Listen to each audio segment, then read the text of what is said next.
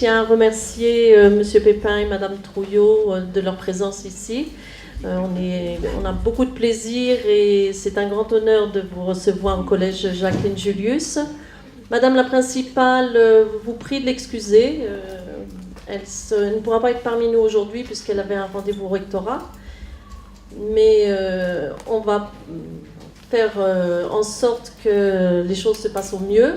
Je sais que les professeurs ont préparé cette séance et donc on attend que les élèves posent leurs questions et puis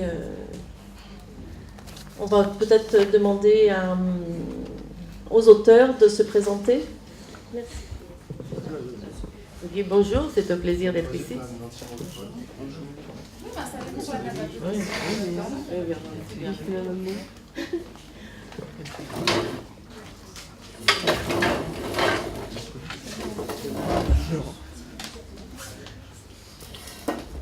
Oui, je suis Evelyne Trouillot, je suis d'Haïti et c'est là que je vis et je travaille comme professeure de français à l'Université d'État et aussi comme consultante, j'écris des documents pédagogiques, des documents de sensibilisation sur différents sujets.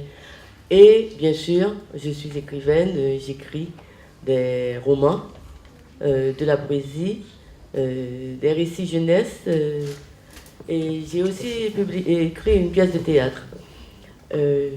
Donc, je me sens un peu privilégiée de pouvoir travailler chez moi, puisque je travaille surtout à la maison. Et donc, comme ça, je peux travailler pour gagner de l'argent et écrire, parce que l'écriture, ça ne permet pas jusqu'à présent de vivre. Je ne vis pas de mon écriture, donc je sais que la question va sans doute venir, et je réponds d'avance. Je ne vis pas de mon écriture, ça me rapporte quelque chose, ça me permet surtout de voyager et de rencontrer des gens et des lecteurs, et de vous rencontrer vous, et j'aime bien ça.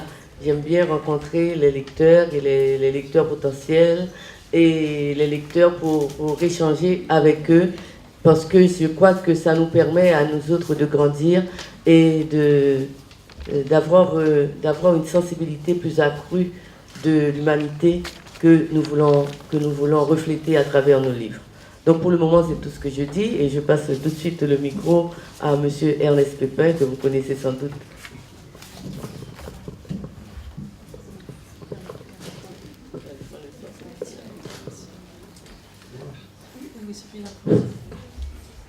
Bien, je vous dis d'abord bonjour. Et je vous dis aussi que je suis très heureux dans le cadre de cette 24e édition du prix Carpe de la Caraïbe et du tout monde, qu'a voulu Édouard Glissant, qui nous a malheureusement quittés, de vous rencontrer et de parler de littérature. Nous allons parler de littérature de l'enfance en particulier. Pour me présenter, j'ai été professeur pendant de nombreuses années, pendant plus de 10 ans. J'ai quitté l'éducation nationale, je suis rentré au Conseil général de la Guadeloupe, où j'ai occupé les fonctions pendant 10 ans aussi, de directeur des affaires culturelles. Et là maintenant, je travaille au cabinet, c'est pourquoi mon téléphone a sonné, au cabinet du président du Conseil général, où on est toujours persuadé que tout est urgent, nécessaire, et que l'autre n'a pas droit à une vie personnelle. Bien que j'avais prévenu en disant que je ne peux pas être disponible. J'ai écrit par passion. J'ai écrit pratiquement depuis l'enfance, puisque vous allez aussi me poser la question. En tout cas, j'ai cette passion depuis l'enfance, et je ne me souviens pas de ne pas avoir écrit d'une façon ou d'une autre. De la poésie, puisque vous savez que j'aimais essentiellement Aimé Césaire, en tout cas au départ, c'était mon Dieu. Véritablement, j'ai aussi aimé bien sûr Édouard Glissant, que je représente ici en qualité de président du jury. Je me suis rapproché de son œuvre et j'ai aimé son œuvre. Et j'ai écrit aussi des romans et quelques textes pour la jeunesse. Donc je suis très heureux de vous rencontrer et j'espère que vous aurez des questions pertinentes et abondantes, parce que nous avons fait une route fatigante à nous poser pour qu'on puisse se reposer quelque part sur votre acuité. Voilà, je vous remercie. Je passe la parole à mon ami Nancy Morécon. Merci Ernest, bonjour à tous. Bon, mon nom, c'est Nancy Morejon. J'appartiens au jury du prix Carbet depuis sa fondation, sa création par M. Édouard Glissant. Nous sommes dans la 24e édition du prix. Je dois vous dire que je suis cubaine, que j'habite Cuba, et par conséquent, je suis hispanophone.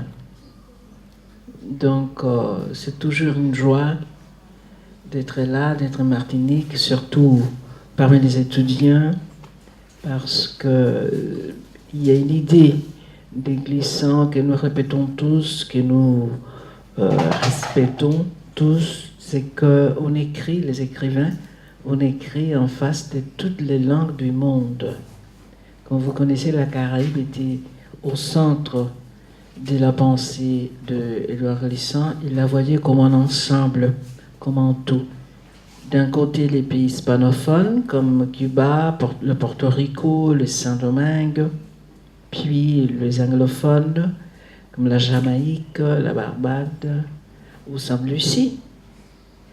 Et je voudrais remarquer que si vous jetez un œil sur une carte de la Jamaïque, vous allez reconnaître des noms qui sont espagnols, ce qui veut dire que l'histoire de la Jamaïque, par exemple, est très très pareille à l'histoire de toute la Caraïbe, dans le sens qu'elle a été découverte par Christophe Colomb. On a beaucoup discuté sur le fait historique qui c'est un fait d'apport des colons à la navigation. Elle n'a rien découvert. C'est la première fois que les Européens ont mis pied sur place sur la Caraïbe.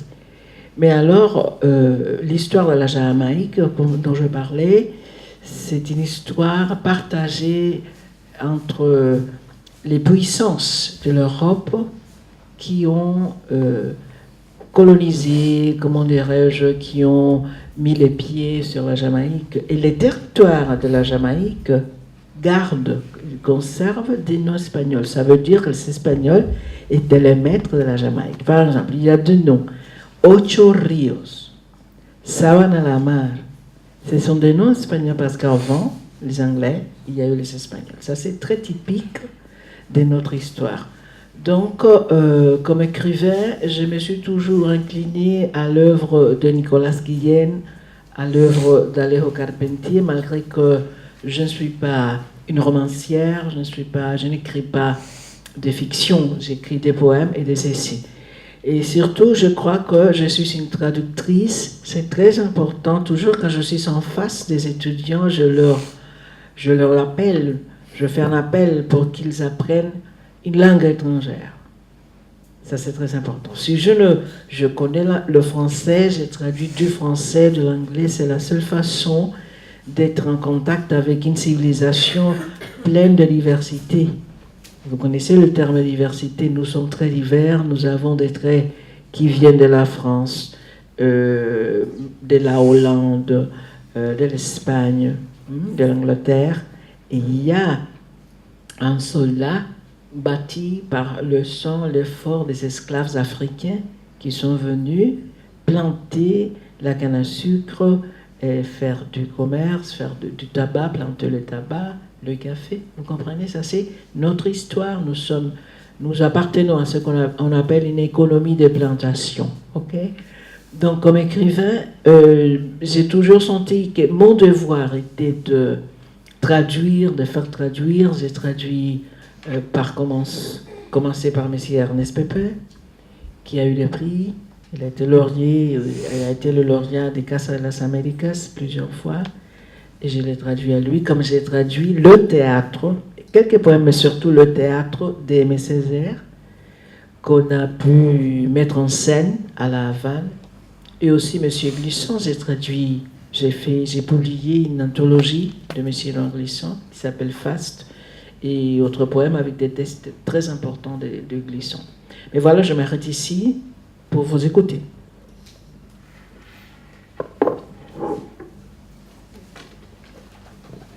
Alors, c'est à vous, les élèves, maintenant, de poser vos questions et éventuellement faire des remarques sur ce qui vient d'être dit.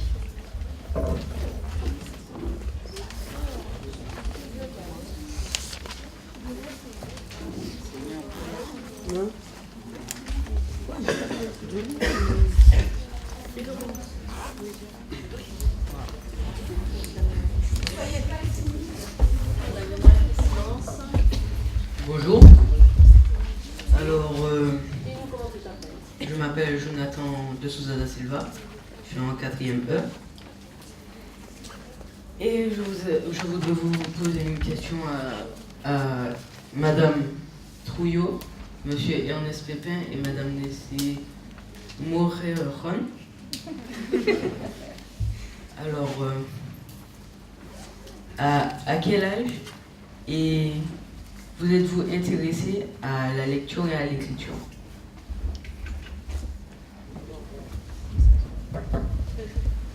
Ça, c'est une question piège. Non, mais j'ai commencé très tôt à lire. Hein. Je me rappelle pas, je me rappelle pas de souvenirs sans livre autour de moi. Et en ce sens-là, je me sens privilégiée. J'avais des parents qui avaient des livres et qui aimaient lire, donc j'ai grandi parmi les livres. Donc pour moi, c'est un privilège extraordinaire. Et j'aimerais que tous les enfants puissent grandir ainsi, parce que je pense que c'est une bonne façon de voir la vie et de commencer à s'approprier la littérature. Et là, j'ai commencé à écrire très tôt. Je n'ai pas commencé à publier très tôt. J'ai commencé à écrire, bien sûr, des poèmes, des histoires, des contes. Je passais mon temps à écrire et à les mettre dans des tiroirs et à les cacher, à les montrer aux autres, à écrire, à montrer, à déchirer. Donc je crois que c'était quelque chose qui... L'écriture et la lecture et l'écriture pour moi sont très liées. Pour moi, il y a une correspondance très forte entre la lecture et l'écriture. Et ça continue jusqu'à présent parce que moi, quand j'écris, mais je dois aussi lire. Je lis constamment. Je lis constamment. Le soir, la plupart du temps, j'ai un livre de poésie parce que je lis énormément de poésie. Je lis un livre de poésie en anglais ou en français parce que j'ai l'avantage de pouvoir lire en anglais. Comme disait notre amie Nancy Moréon, c'est important d'avoir des langues étrangères, des langues différentes, ou bien de recourir à la traduction puisqu'on ne peut pas avoir toutes les langues du monde, malheureusement. On ne peut pas connaître toutes les langues du monde. Donc la traduction joue un rôle extrêmement important. Et pour moi, c'est important de lire la poésie, je lis la fiction, je lis des essais, et je me nourris de ça, je me nourris de tout ça, parce que je pense que ça nous permet d'avoir une vision beaucoup plus complexe et beaucoup plus réelle, et en même temps beaucoup plus belle du monde. Non pas en se cachant des vérités, parce que c'est pas ça, c'est pas une évasion pour se cacher la réalité, mais c'est pour la voir différemment, pour la voir avec des yeux. On peut pas, notre vécu ne nous permet pas d'avoir toutes les expériences possibles. Mais quand on lit, justement, on entre dans d'autres univers et on partage l'humanité de plusieurs sortes de communautés, même quand on ne vit pas personnellement. Et pour moi, c'est ça. C'est ça la littérature, la lecture et l'écriture. C'est ce besoin de partage, ce besoin de partager l'humanité, de rencontrer l'autre sur son territoire à lui, pas nécessairement à partir du mien. Ça veut dire la lecture et l'écriture nous permettent ça. Pour le moment, je m'arrête. Je vois que nous avons des expériences assez semblables. Je commencerai par dire que le milieu familial a beaucoup joué dans mon cas, parce que je suis un fils d'enseignant. Mon père était directeur d'école de collège, ma mère professeure de français. Ça a eu deux conséquences. Comme j'avais un père très sévère, il était quasiment interdit de sortir de la maison. Donc j'ai été élevé comme un prisonnier.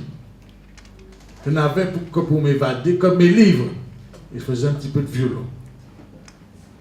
Et par conséquent, très tôt, j'ai pris l'habitude de lire et de tout lire. De lire aussi bien, avec la même passion, je dirais, une recette de cuisine, qu'un prospectus pour les médicaments, un journal, une encyclopédie, tout ce qui traînait, je lisais. Et chaque fois, bien sûr, je m'enrichissais. C'est une première conséquence. Et l'autre, pourquoi j'ai parlé de prisonnier également, c'est qu'en plus, pour les jeunes de ma génération, le directeur d'école vivait dans l'école. Il y avait le logement des maîtres à l'époque. Donc, on était logés dans l'établissement scolaire. Et je pouvais partir de chez moi et aller à la bibliothèque de l'école et prendre des livres, plusieurs, une dizaine, les emmener chez moi et les lire jusqu'à ce que j'en ai fini et recommencer. Donc, je me suis là aussi toujours abreuvé de livres. Et comme conséquence, ça est le fait que j'ai plus développé, j'ai envie de dire, mon imaginaire que l'observation du réel, en tout cas dans un premier temps.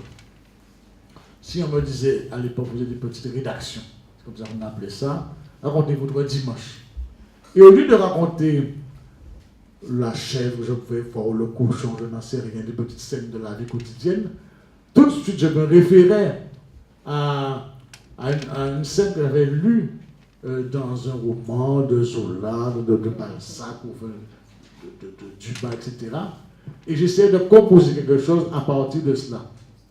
Et cela m'a également énormément formé. Et je raconte dans mon récit d'enfance que j'ai appelé Couler d'or, qu'un jour un enseignant m'a dit, mais monsieur Pépin, vous avez vécu en France? Je dis, mais je n'ai jamais vécu en France, monsieur.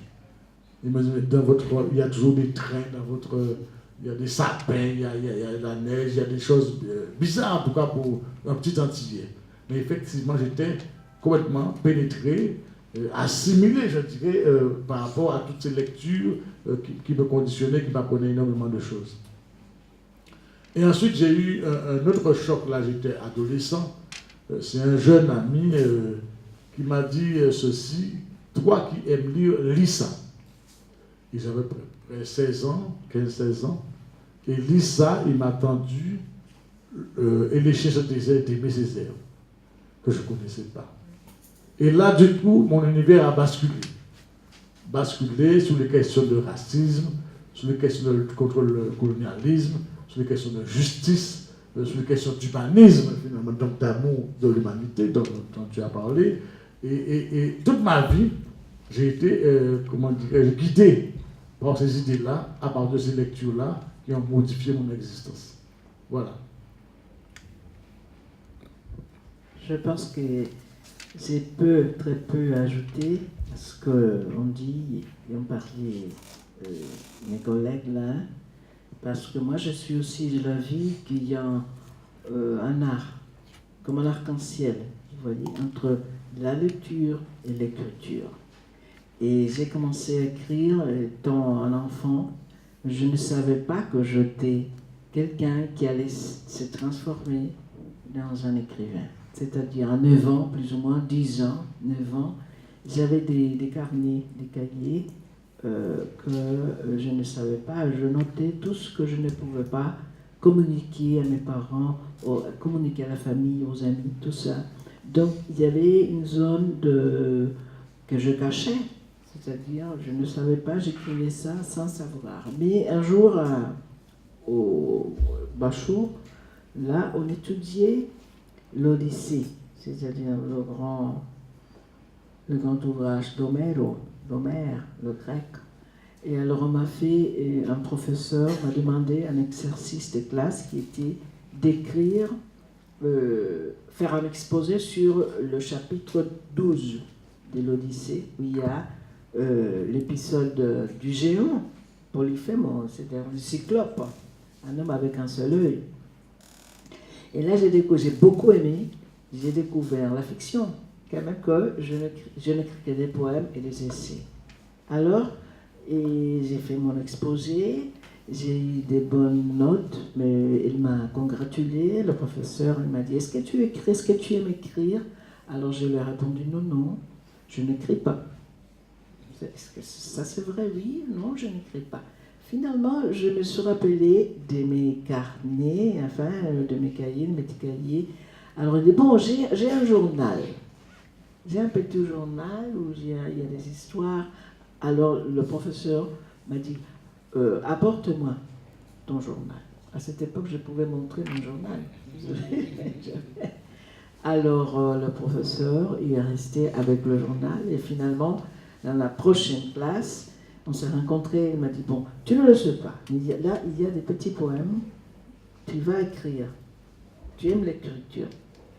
Donc c'est comme ça que j'ai commencé à écrire. Mais de toute façon, c'est très intéressant, le propos de mes amis, dans le sens qu'il faut toujours rapporter l'écriture à la lecture. Il faut lire, il faut comment dire, adapter ton réel quotidien aux lectures que tu fais. C'est très important ça.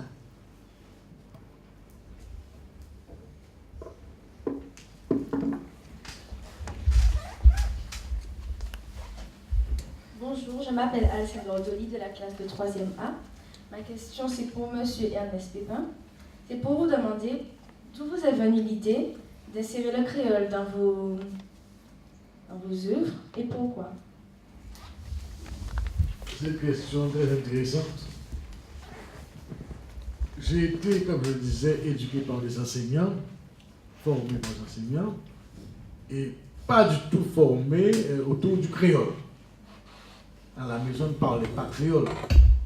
D'ailleurs, je suis d'une génération où même on interdisait aux jeunes de parler créole. C'était perçu comme quelque chose de signe de non-éducation, de grossièreté, même de barbarie. Donc, par conséquent, tout mon imaginaire au départ s'est passé autour de la langue française.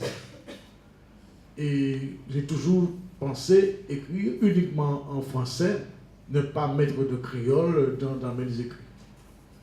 Mais j'ai été le témoin d'une génération qui a lancé le gros débat, qui est le débat de la créolité. Notamment à cette époque-là, j'étais enseignant, et j'étais enseignant dans une commune de la Guadeloupe qu'on appelle Capesterre-Belle-Eau.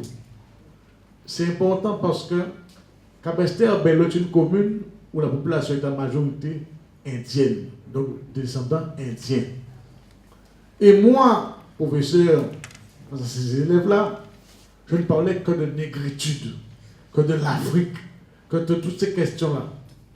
Et je me sentais un peu gêné parce que je ne connaissais pas grand-chose de l'Inde, de la culture indo-créole et donc de cette migration-là. Et à cause de ces débats que nous avions, je me suis imaginé que c'était réel, que j'avais un manque de connaissances, donc un manque aussi de communication, un manque d'intérêt aussi pour toutes ces questions-là. Et je me suis donc lancé sur ce qu'on a appelé la diversité. Et dans cette diversité-là, il y avait le créole. Et tout naturellement, il y avait le souci de vouloir faire parler les gens tels qu'ils parlaient, tels qu'ils vivaient. Donc de faire entrer la langue des énoncés, en tout cas créole, et même dans des phrases en français, de tourner de manière à ce que l'on devine la langue créole dans ce français-là. Et ça a donné donc des créolités. Et j'ai eu ce souci-là. Voilà comment ça m'est venu. Pour moi, le français, c'est une langue étrangère. Parce que nous, les pays hispanophones de la Caraïbe, on n'a pas créé une troisième langue. Pour moi, je respecte beaucoup l'idée de Glissant, on écrit en face de toutes les langues du monde. Ça ne veut pas dire qu'on connaisse toutes les langues du monde, mais au moins, il faut accepter qu'il y a une langue plus belle que d'autres. Toutes les langues ont une beauté, une fonction et une identité. Une culture toujours qui appuie une langue. Mais à partir de ce que Ernest Pépin a remarqué, je voudrais dire aussi que dans le genre du roman, des contes, de la nouvelle et même du théâtre, il est tout à fait impossible pour un écrivain de ne pas intégrer la langue parlée. Ça, c'est un signe de la linguistique. Il y a une langue écrite et une langue parlée.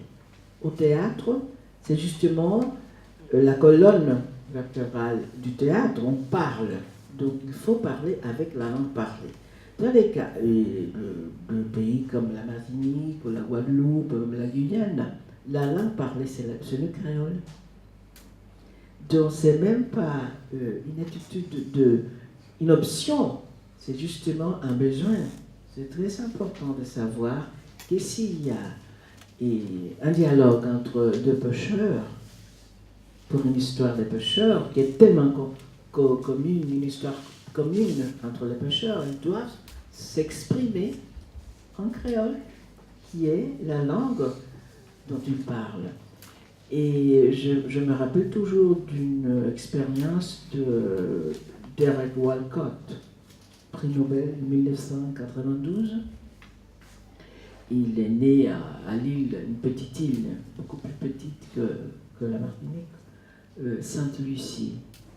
Et alors il disait toujours que son théâtre, les pêcheurs de son théâtre, ils parlent en créole, le créole de Sainte-Lucie.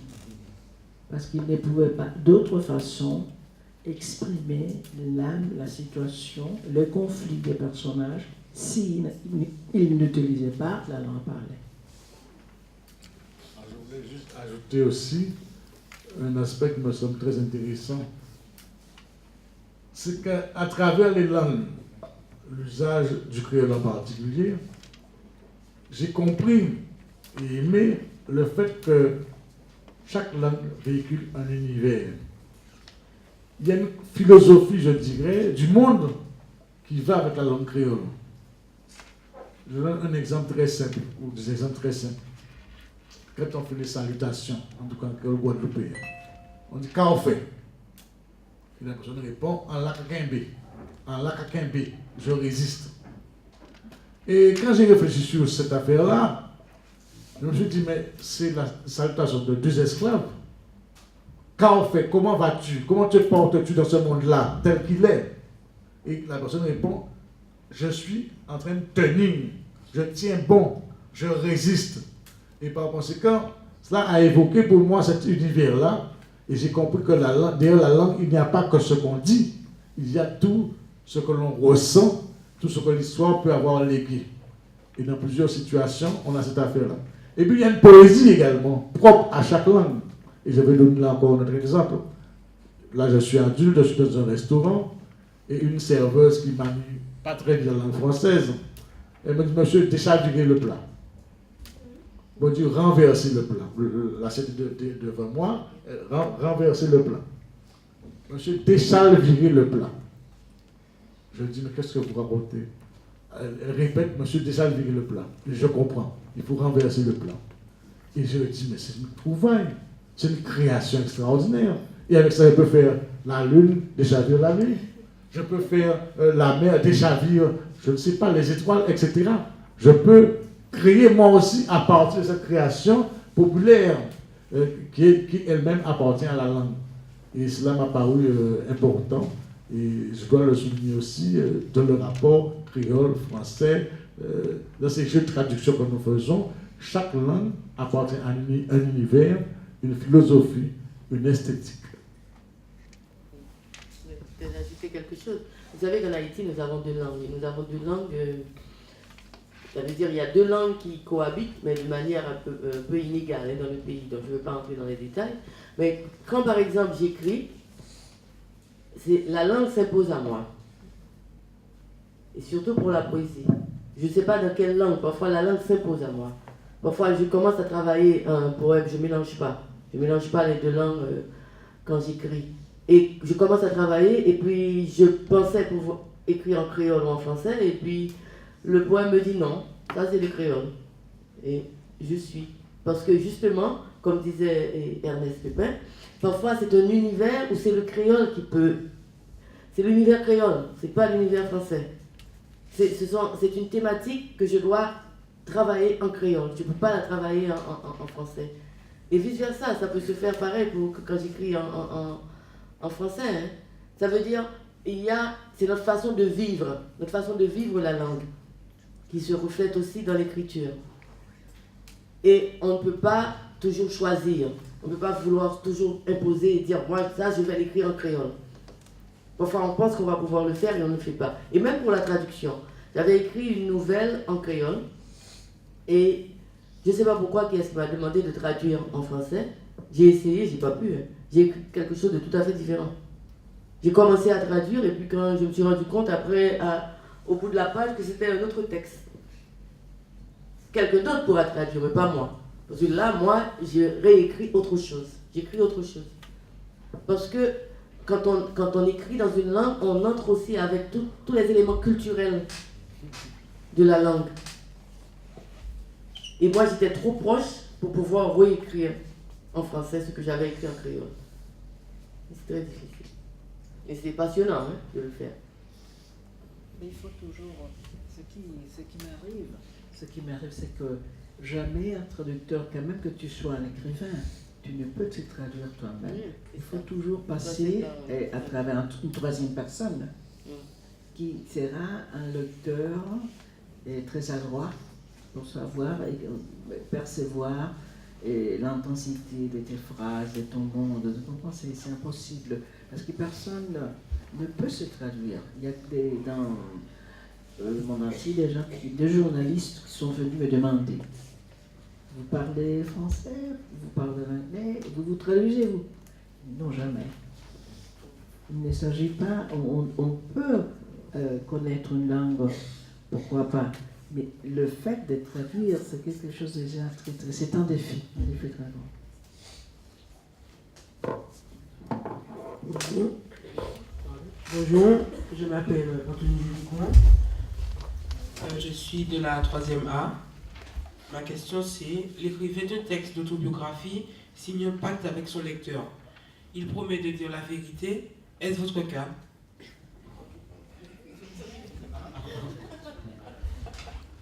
J'ai envie de dire, il y a une approche scolaire des choses. Il y a l'approche de l'artiste, de l'écrivain en particulier. Quand on est à l'école, on apprend ça. L'écrivain de l'autobiographie signe un pacte avec la réalité, avec la vérité, etc.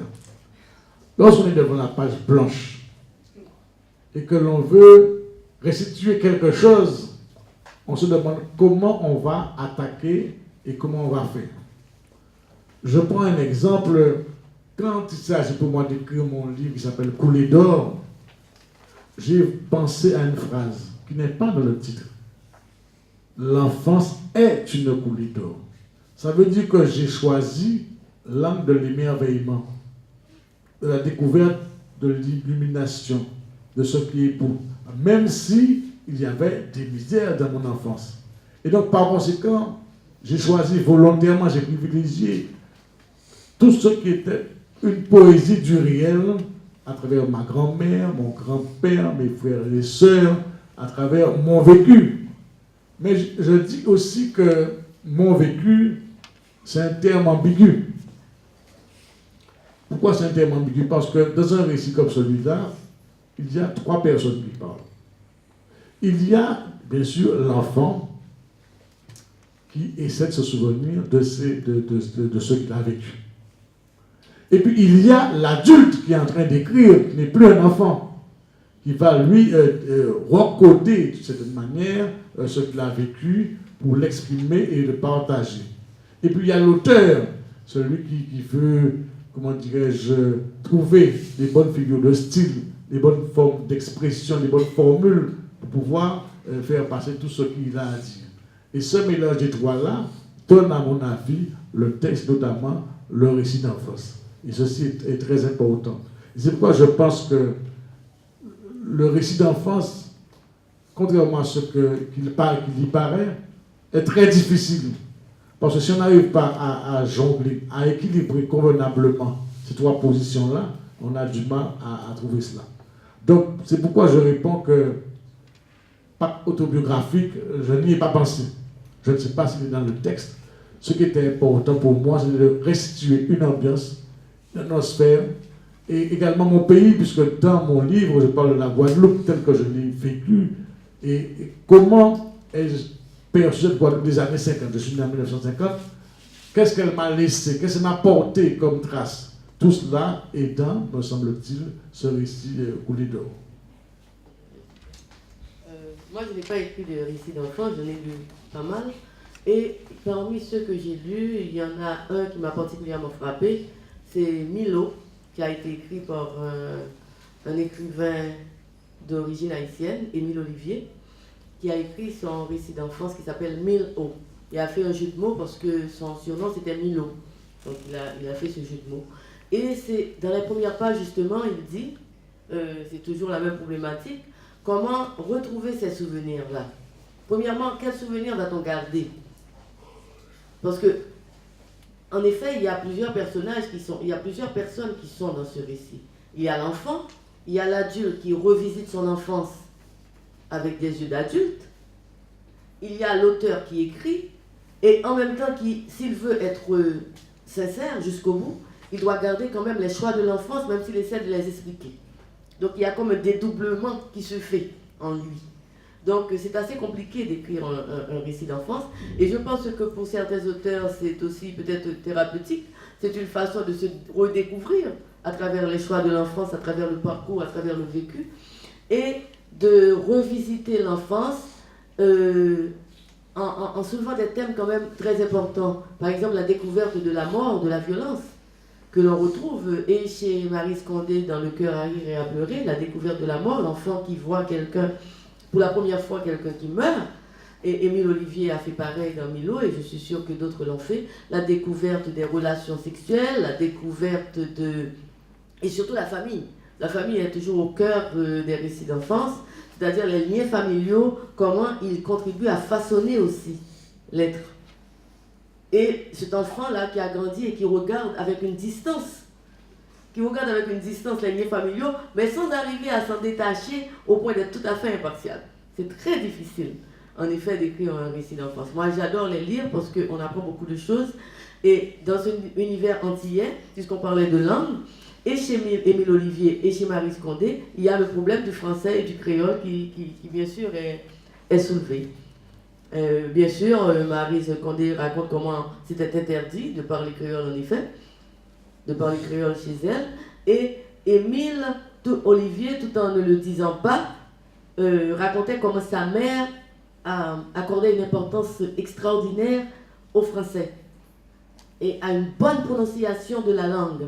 Et il a ce passage admirable où il raconte que sa mère avait une très bonne amie, Madame Choisil, une très bonne amie et voisine de sa mère, qui la visitait presque chaque jour.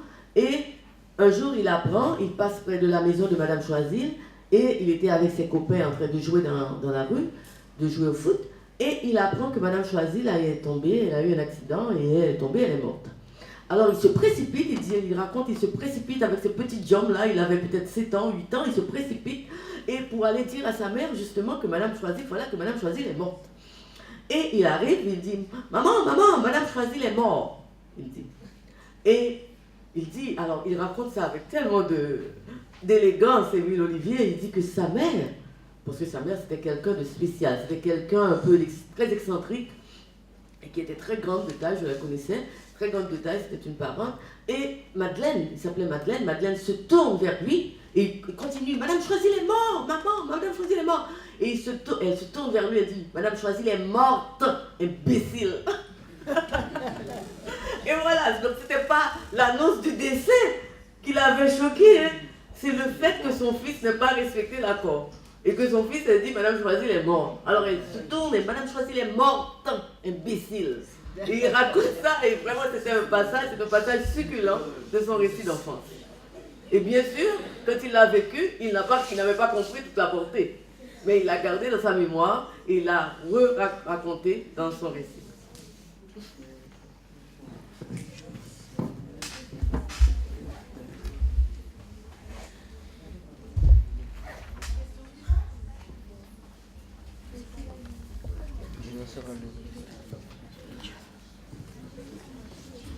Bonjour, je m'appelle Gilles Belvin.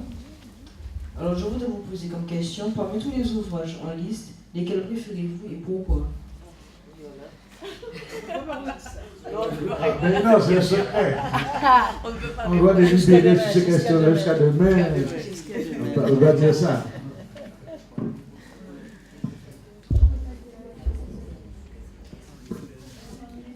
Mais on peut peut-être dire, je peux peut-être dire que quand un concours, c'est toujours très difficile parce qu'on a des beaux textes. Moi, je suis jury de plusieurs prix. Il y avait le prix des champs en Haïti, qui est un prix qui existe depuis plus de 40 ans, et je suis membre du jury. Et cette année, par exemple, on a reçu 70 manuscrits. Naturellement, tous n'étaient pas extraordinaires, mais il y en avait au moins une vingtaine qui étaient de très bonnes factures. Et c'est très difficile de se mettre d'accord, premièrement. C'est très difficile, premièrement, pour chaque membre du jury de faire un choix. Parce que on dit, mais celui-là, il est bon, celui-là, il est bon, donc on essaie. Et ensuite, maintenant, de se rencontrer et de discuter, c'est toujours un processus assez difficile. Parce que surtout quand on a de bons manuscrits, et de trouver, pour nous, c'était des manuscrits. Bon, ce n'était pas des livres qui étaient publiés, parce que la Maison des Champs, le Groupe des Champs publie le livre primé. Donc on avait 70 et on est arrivé premièrement dans une première à 20, ensuite à 12, ensuite à 3. Et après il a fallu discuter pour en choisir un parce qu'on ne pouvait pas primer les 3. Donc c'est toujours quelque chose de frustrant quelque part, mais il faut bien choisir quelqu'un. On n'a pas le choix. Donc les concours c'est comme ça. Bonjour, je m'appelle Naël ici, je suis en 4e A. Ma question s'adresse à Madame Trouillot. Quand vous écrivez, vous mettez-vous à la place du lecteur? Non. Non, je pense que la plupart des gens qui écrivent ne se mettent pas à la place du lecteur. Quand on écrit, on est dans son monde à soi. On est dans son monde à soi, on oublie le lecteur, on oublie la lectrice, on ne dit pas je vais écrire pour tel groupe. On écrit parce qu'on a ce besoin en soi, on a ce besoin d'exprimer quelque chose qui fait mal parfois. Hein, parce que parfois, quand ce besoin ne peut pas être réalisé comme on voudrait, parce que parfois on n'est pas satisfait de ce qu'on fait. Et on a on est dans cet état-là un peu malaisé. Voilà, c'est un malaise. On veut faire sortir quelque chose et ça n'arrive pas comme ça devrait être à nos yeux. Parce que je pense que celui ou celle qui écrit, sa première lectrice, c'est justement soi-même, c'est soi. On veut plaire. Parce que si j'écris quelque chose qui ne me plaît pas, moi je ne vois pas pourquoi je tenterais même de le publier. Ça doit me plaire d'abord en tant que lectrice. Et je suis très exigeante avec moi-même. Je crois que c'est la première lectrice que je vois, c'est moi. Je suis très exigeante et parfois je déchire, je me mets en colère, je déchire. C'est sur l'ordinateur, je le mets quelque part. Maintenant, je ne fais plus l'erreur de les supprimer totalement. Parce que ce qui arrive, c'est que parfois, après des mois, on peut retourner sur un texte et on le lit d'une autre façon et on voit comment l'aborder. Mais avant, quand j'écrivais, je commence toujours à la plume. Je commence toujours. La première phrase, les premiers paragraphes, au crayon, papier, plume, stylo, il faut que je le voie physiquement. Et après, je vais sur l'ordinateur.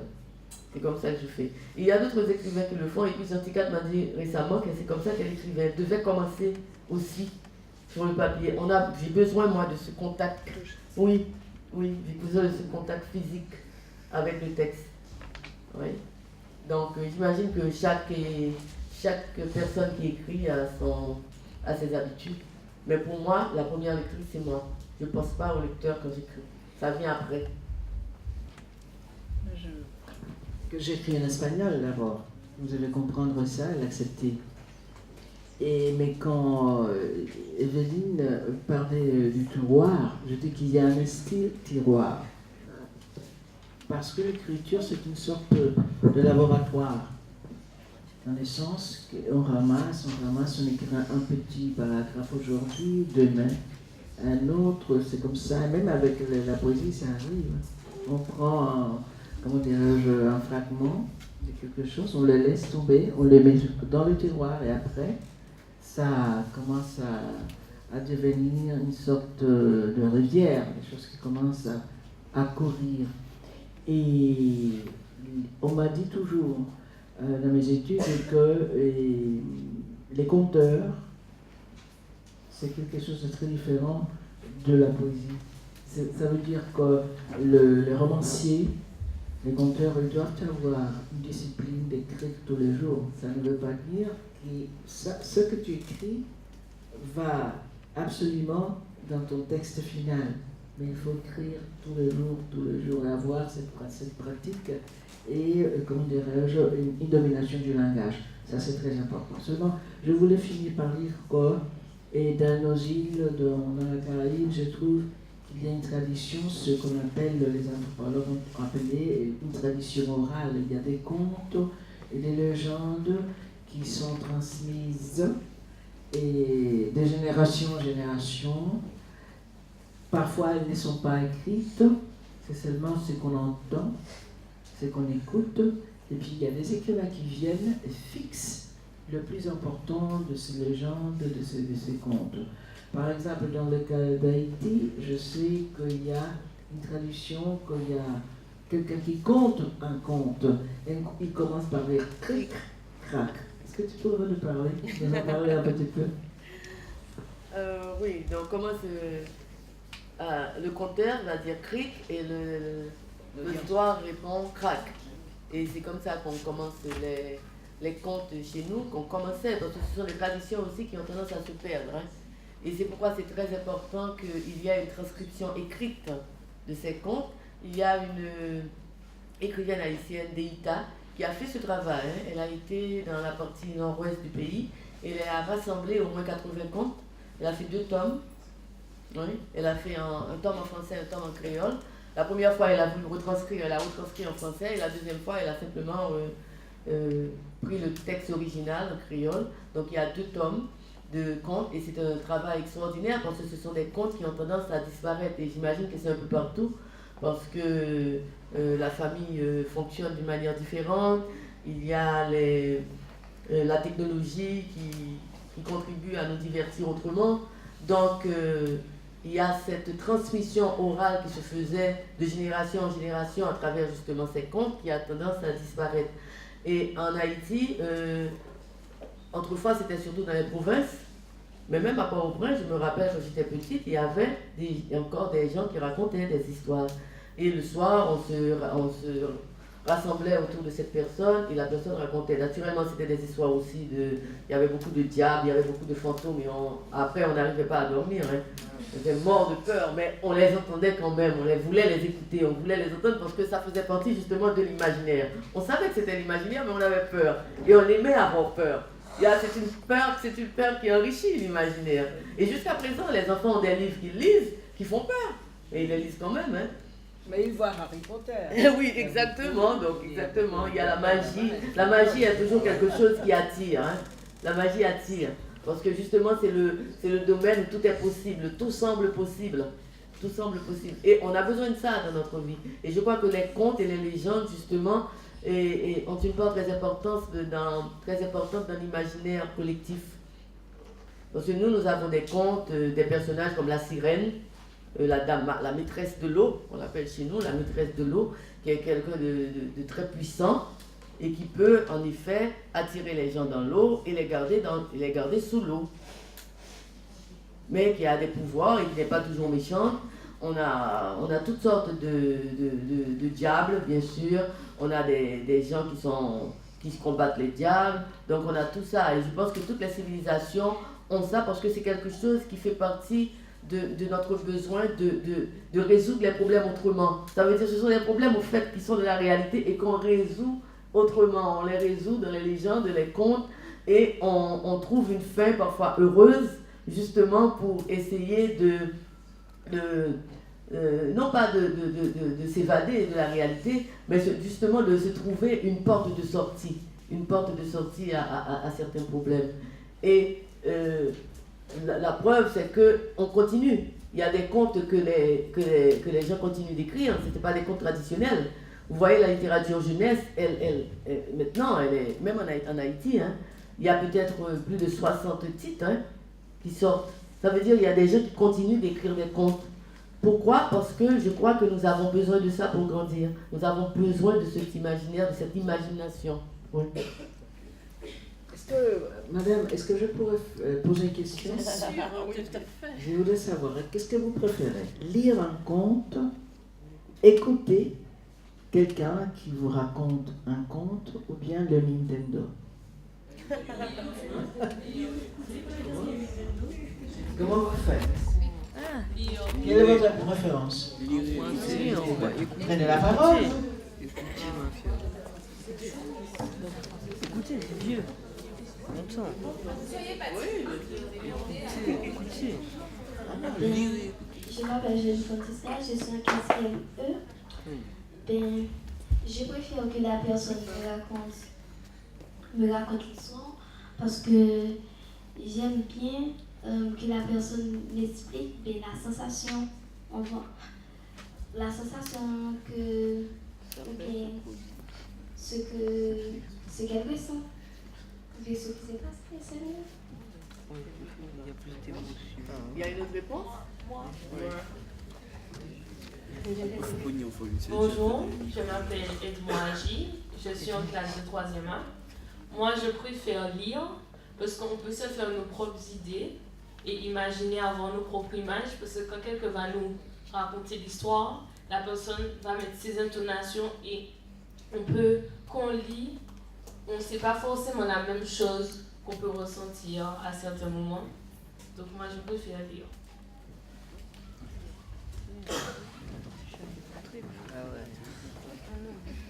Eh bien, moi, je préfère quand même la Nintendo. C'est sûr, parce que voilà, c'est amusant, mais j'aime bien aussi qu'on me raconte.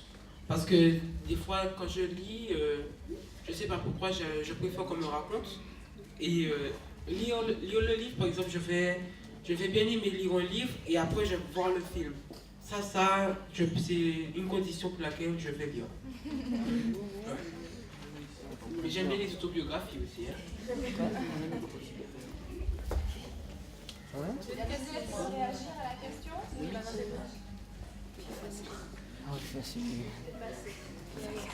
Ah ouais, ben non. Je m'appelle Brigitte Alexandra, je suis en classe de 3e B et je préfère lire un livre parce que je trouve que rien ne vaut tourner les pages d'un livre, créer ses personnages, parfois se voir à leur place et monter notre monde, faire l'histoire à notre façon.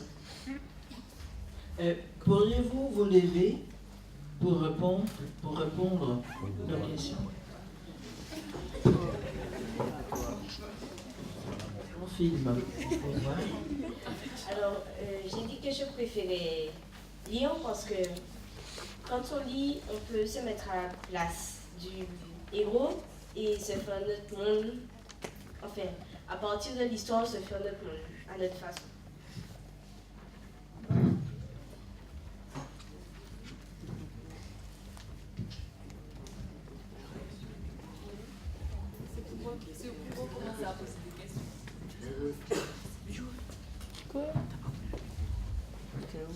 Moi, c'est une question pour vous, monsieur Ernest Pépin.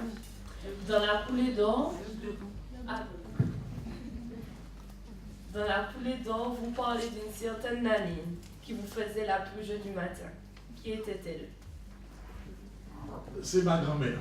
Vous savez, toute la littérature autobiographique en général tourne aussi autour de la grand-mère. Grand-mère fantastique, qui avait une imagination, qui n'était pas très instruite, mais qui était à mon avis extrêmement intelligente et qui avait beaucoup d'imagination et un rapport presque magique avec le réel. Et cela me fascinait quand j'étais enfant, et cela m'a fasciné dans ma vie d'adulte également. Je me souviens, j'ai envie de raconter une petite anecdote. Il y a une plante chez nous qu'on appelle Misère, une plante violette. Et puis un jour, j'arrive, mon père construisait une maison à la campagne. Je vois ma grand-mère d'arracher toutes les plantes, qui s'appelle Misère. Et elle proteste parce qu'elle parle elle-même toute seule. Elle dit qu'elle manque réellement, on ne peut pas planter de la misère devant chez soi. Et elle trouve que c'est une abomination. Et elle a décidé donc de régler le problème comme ça, en arrachant les plantes. Sans autorisation, bien sûr, de mes parents. Alors, je vais vous expliquer dans quel univers elle vivait. Elle avait sa logique à elle. Sa façon de prendre les choses, de les concevoir et de réagir, toujours par rapport à tout cela, lui donnait bien sûr une particularité. Et elle s'appelait en fait Anadine, un nom ancien. Et non, comme j'avais un cousin, je ne savais pas prononcer, c'est Nanine. Et tous les enfants, qu'ils soient ses petits-fils ou les autres, on l'appelait Nanine. Mais c'est quelqu'un qui m'a beaucoup marqué. C'est de ce que je parle.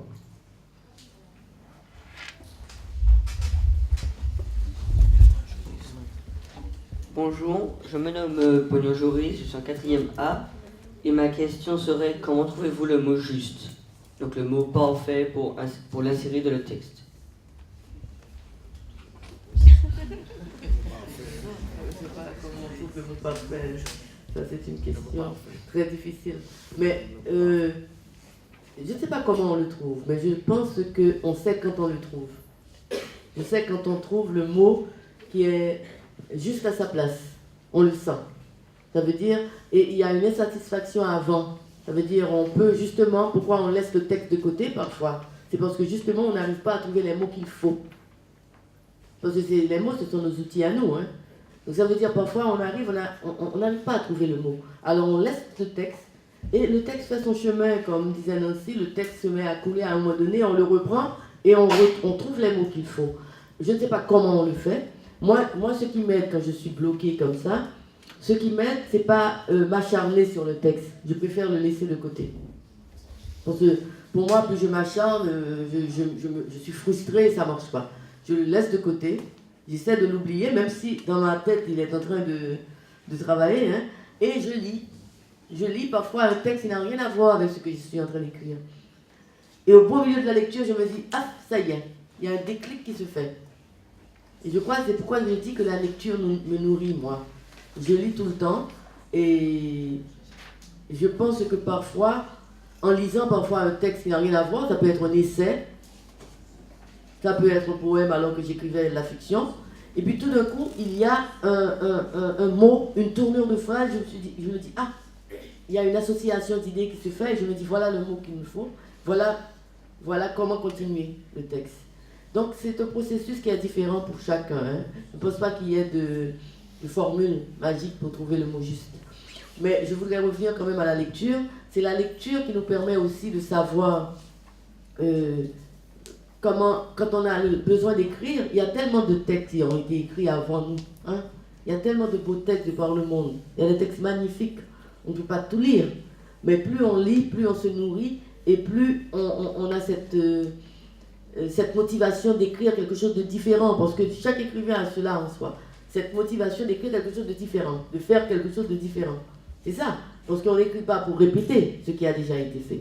On écrit pour trouver une nouvelle voie, une façon de dire qui fera une différence pour quelqu'un, pour le lecteur. Même si quand on écrit, on ne pense pas au lecteur. Oui? Quand on écrit, on ne pense pas au lecteur, mais on a ce besoin de faire une différence dans son écriture. Par rapport à ce qu'on a écrit avant, par rapport à ce qu'on a lu, par rapport à ce qui se fait autour de nous. Parce que l'écriture, c'est une façon aussi de reprendre le réel, de le remodeler et de le représenter autrement. Alors moi, je voudrais expliquer quelque chose qui m'est propre, qui m'est particulier. Je considère que je ne suis pas un romancier.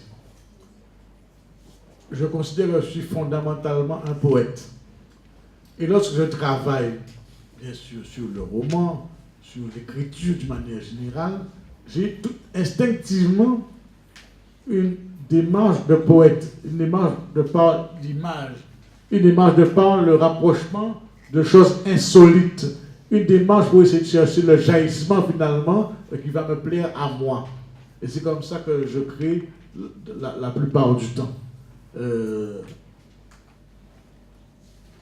Souvent, et je lis beaucoup de poésie également, mais je trouve aussi beaucoup de poésie dans la vie, dans ce que les gens peuvent me raconter, dans ce que les gens peuvent me transmettre finalement. Il y a toujours une expérience que je trouve enivrante. Et tout cela va m'aider à bâtir un univers et à bâtir également un langage. Et je dis que je vis aussi avec le souvenir des mots. Un tout petit exemple pour que vous compreniez bien. Il y a un passage où Césaire parle de la terre rouge. Terre latéritique, dirais-je. Il dit terre sanguine, terre consanguine. Tout simplement ça. Terre sanguine, elle est rouge. Terre consanguine, elle est proche. Et pendant très longtemps, en tout cas, et je crois jusqu'à aujourd'hui, ce texte-là m'a habité. Il résonnait dans ma tête. Donc je ne peux pas écrire sans ne pas penser à ces mots-là. Je ne peux pas penser à cette juxtaposition sanguine, consanguine. Je ne peux pas penser à comment on change d'univers entre ce qui est sanguin, ce qui est de l'ordre tiré de la matière elle-même, et de ce qui est proche au niveau du sentiment. Donc par conséquent, tout cela va m'aider à fabriquer un langage particulier en fonction de ce que je veux dire. C'est une question très intéressante, profonde. Je veux dire d'abord que l'écriture commence par une page blanche. Et presque tous les écrivains, s'ils sont conscients ou pas, il y a une sorte de peur parce qu'on doit remplir une page tout à fait blanche. Donc, on doit faire des choix. Un choix, 2, 3. Et on écrit avec les mots, c'est-à-dire nos armes sont les mots.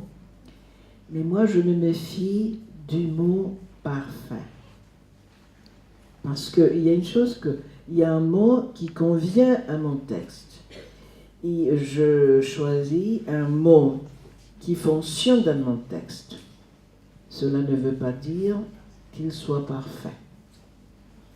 Il y a quelque chose qu'on ensemble, qu'on fait couler dans une page. Et ça n'a rien à voir parfois avec la perfection.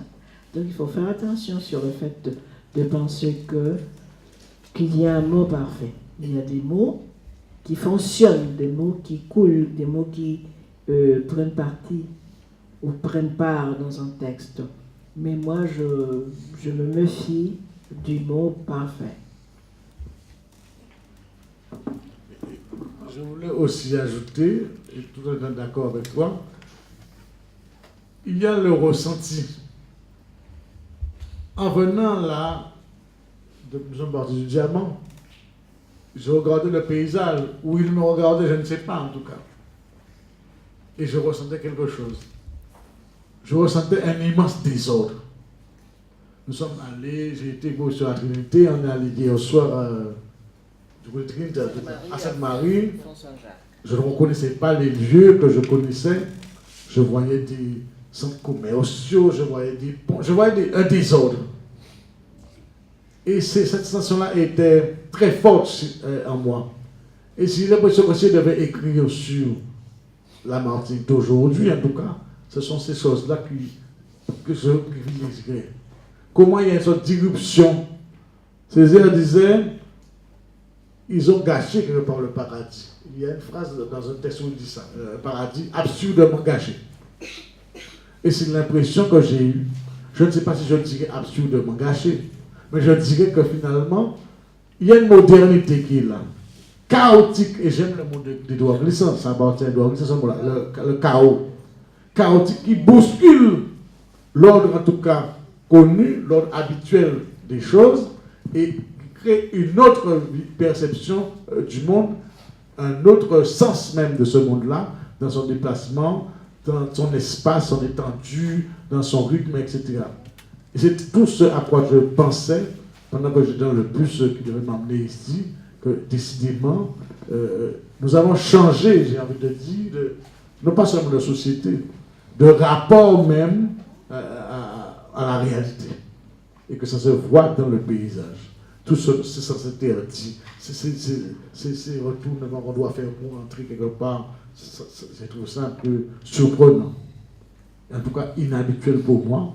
Et c'est cela que je ne veux pas parler de mots justes. Je veux parler de perception, de comment restituer avec les mots ce tourment, ce chaos, cette difficulté aussi qui me rendait mal à l'aise quelque part. Au point que lorsque je suis arrivé ici, j'ai dit, mais on a fait trop de route. Je ne sais pas si je vais dire aux élèves, parce que j'ai oublié un seul. Je dis, pensez sincèrement.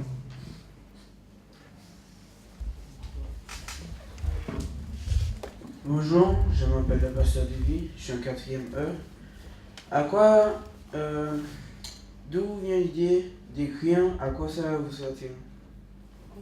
Cela vous sert. À quoi cela vous sert? D'où vient l'idée d'écrire, à quoi cela vous sert?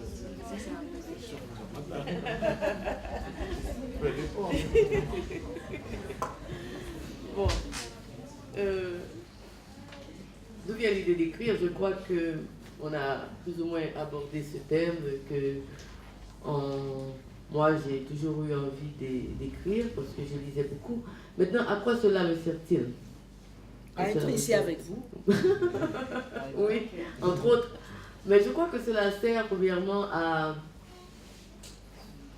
je crois qu'il faut être honnête. Je pense que le premier souci, c'est d'exprimer quelque chose qui en a en soi. Hein. Faut pas moi je suis très honnête, ça veut dire que ça me sert à me sentir mieux. Quand j'écris quelque chose qui était là et que je dois à tout prix exprimer et que j'arrive à le faire de la façon la plus juste pour moi, la plus correcte, la plus belle, je me sens mieux. Je me sens mieux. Il y a cette satisfaction d'avoir fait quelque chose que je voulais faire. Je voulais le faire et je l'ai fait. Mais maintenant, à quoi ça sert? Je peux dire à quoi ça sert. Je ne sais pas, je pense que la littérature, ça sert, je crois que la littérature, ça sert à rapprocher les gens.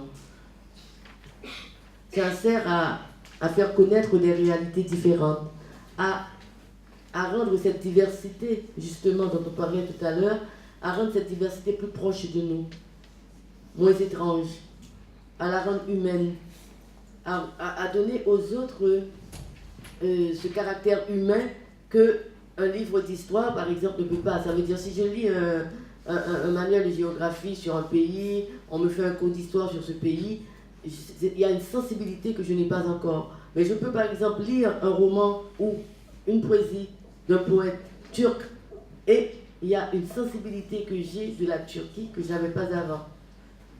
Par exemple, j'ai lu il n'y a pas longtemps le Bâtard d'Istanbul d'une romancière turque et j'ai tellement appris de la Turquie, je me suis plongée dans cet univers-là et je pense que j'aurais pu lire beaucoup de guides touristiques de la Turquie, je n'aurais pas compris la Turquie. Et je crois que c'est ça le pouvoir de la littérature. La littérature nous ouvre des perspectives différentes, des perspectives nouvelles. Et chaque lecteur, chaque lectrice, pour revenir à la question de cet élève, a une communication différente à partir du livre. Et c'est pourquoi c'est important de lire. Parce qu'on a une communion qui se fait entre le lecteur et le livre qui est personnelle, qui est individuelle, qui est unique à chaque fois. Vous pouvez lire le même livre et vous réagissez de manière différente. D'ailleurs, vous devez en avoir fait l'expérience déjà. Hein. Chacun lit, ça veut dire vous lisez avec votre vécu, avec ce que vous avez en vous déjà. De connaissances, de partage, d'expérience. Et quand vous rencontrez le livre, cette rencontre est unique. Je pense que c'est ça la puissance et la force de la littérature. Et pour ça, peut-être que ça sert à quelque chose. Alors, ce que j'ai envie de dire, c'est écrire, tout comme lire, c'est communiquer. C'est partager un monde de sensations, un monde de réflexion, un monde compliqué. Parce que la réalité du monde est compliquée. Elle est toujours obscure, elle est toujours quelque chose d'illisible. Et qu'en même temps, tout est récit. Il y avait un auteur, dont j'ai oublié le nom, qui expliquait que si quelqu'un réfléchissait sur lui-même, il comprenait que lui, il est un récit. Nous sommes chacun un récit. Nous avons chacun un prénom. Pourquoi on a ce prénom-là? On est né tel. Pourquoi? Il y a toute une histoire derrière ce que nous sommes et qui nous constitue, derrière ce qui est aussi la réalité. Chacun essaie de négocier, tant soit peu, avec cette réalité-là, pour trouver ce que j'appellerais des connivences. Et lorsqu'on a trouvé ces connivences, on a l'impression qu'effectivement, qu'on a atteint une forme de plénitude et qu'on peut partager cela avec les autres. Et que les autres vont également, j'ai l'impression, nous conforter dans l'idée que nous pouvons nous faire de la réalité, de la complexité de la réalité. Et pour moi, c'est cela, écrire fondamentalement. Cela sert à cela. Cela sert à communiquer, à partager.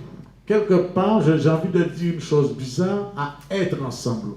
Même si je suis d'accord avec ce qu'elle a dit, nous allons dire différemment le même livre, mais de cette manière, l'acte de lecture nous crée une communion dans une volonté d'élection du monde, de comprendre le monde, de savoir ce qu'il a à dire, ce qu'il a à nous dire et comment il nous dit également. C'est important. Je peux ajouter à ce qui a été dit par Evelyne et par Ernest Pépin. Il y a deux mots là qui sont un signe: communiquer et partager. Ça, c'est fondamental pour comprendre l'écriture de quelqu'un. Je trouve que chaque texte, chaque poème, chaque page a un lecteur. Si nous sommes ici, disons à peu près une centaine de personnes, un texte devient son texte. Parce que chaque personne, chaque lecteur s'approche et a un regard sur un texte très particulier qui n'a rien à voir avec un autre peut-être semblable. Donc il y a un rapport entre l'écrivain et le lecteur. Jamais, parfois, l'écrivain est présent au moment où il est lu. Disons dans le théâtre, l'écrivain peut être dans l'audience et savoir comment les spectateurs vont réagir en face de son texte qu'il entend, qu'il écoute à travers les comédiens. Et le cas de la page blanche, enfin le texte écrit, c'est un mystère, c'est encore un mystère pour nous, parce qu'il y a des choses à communiquer, mais en même temps, c'est très intime. La lecture, c'est quelque chose de très intime. Il y a un enfant ou un adulte qui est en face des pages, et ce rapport est très particulier et irremplaçable.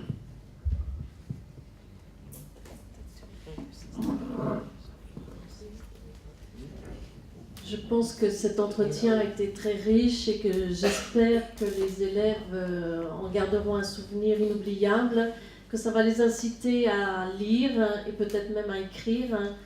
Et donc, je vous remercie et je pense que peut-être une dernière question, mais après ça, on va clôturer l'échange. Eh oui, il fallait se manifester un petit peu plus vite. Alors, une dernière, mais je crois qu'après, il sera temps de terminer. En vous remerciant, parce que c'était vraiment un plaisir de vous écouter.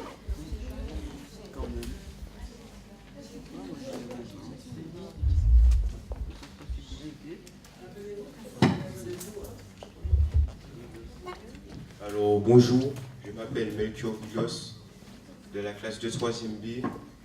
J'ai une question pour M. Pépin, Mme Trouillot et Mme Mojiwan.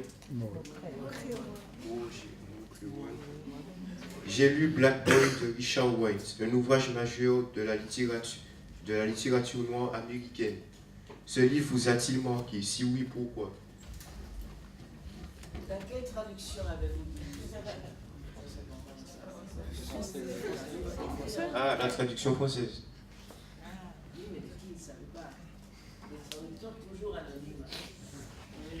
Je voudrais en tout cas répondre là-dessus parce que j'ai lu avec beaucoup d'émotion ce livre-là. Parce que j'ai été passionné par la justice, je dirais.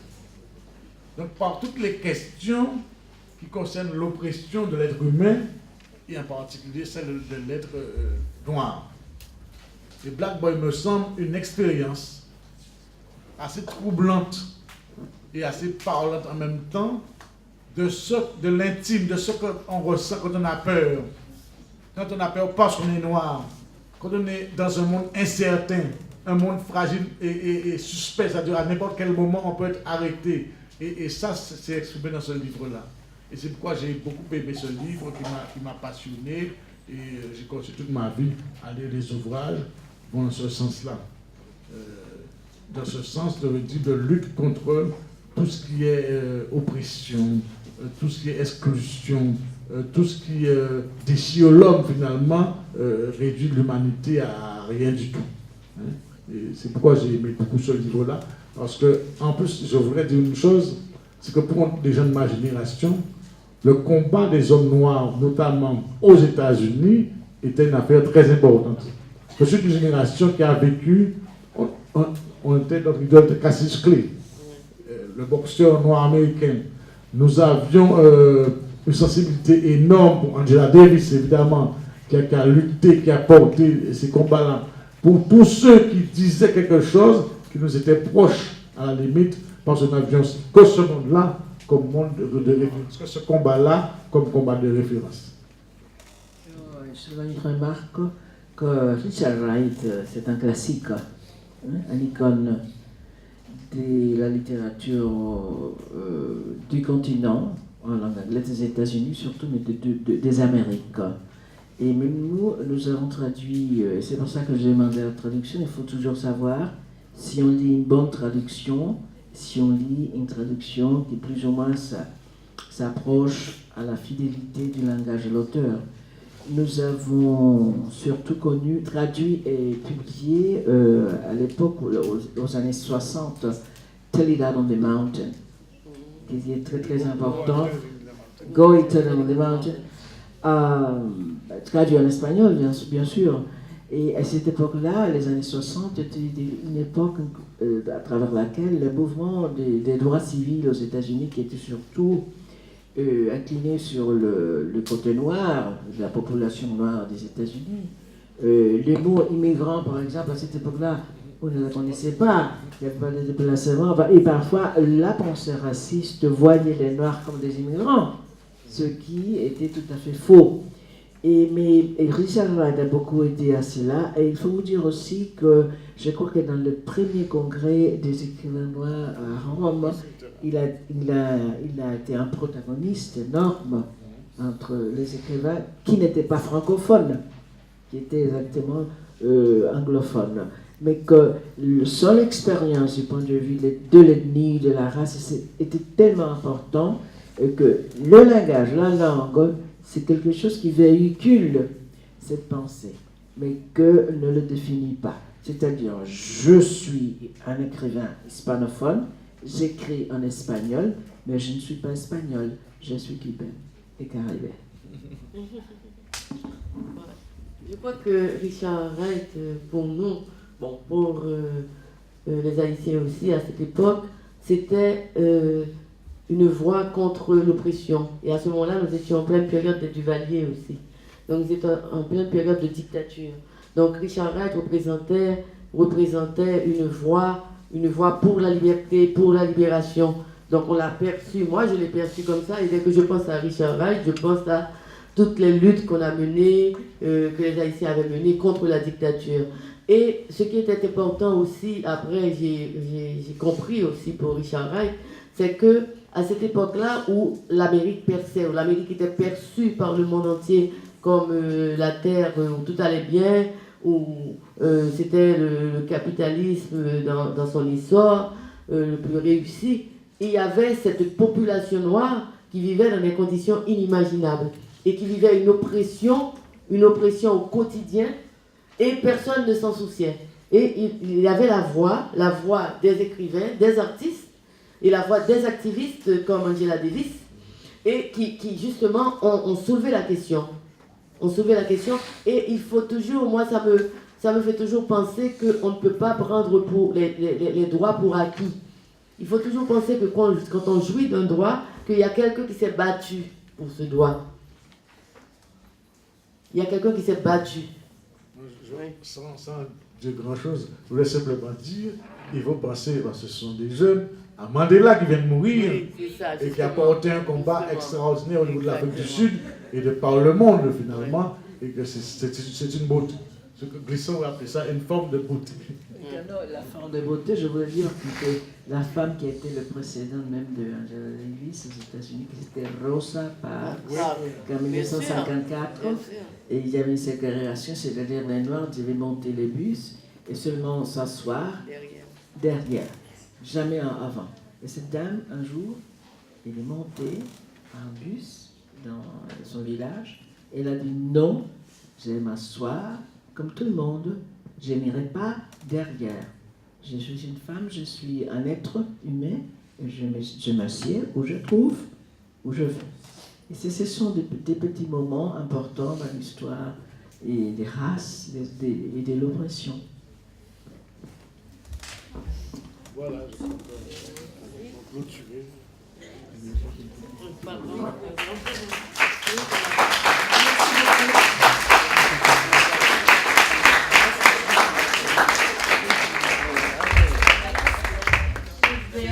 Les élèves peut-être à regagner leur classe, ils peuvent se prendre un petit pot. Merci.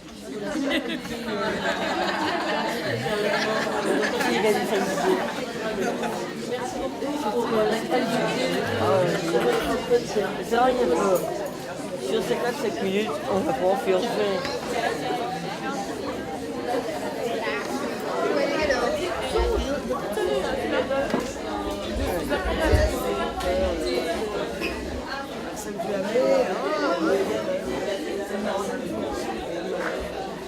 C'est qui est-ce qui a traduit? Non, c'est jamais. Ah non, c'est jamais. En collaboration avec le Républicain.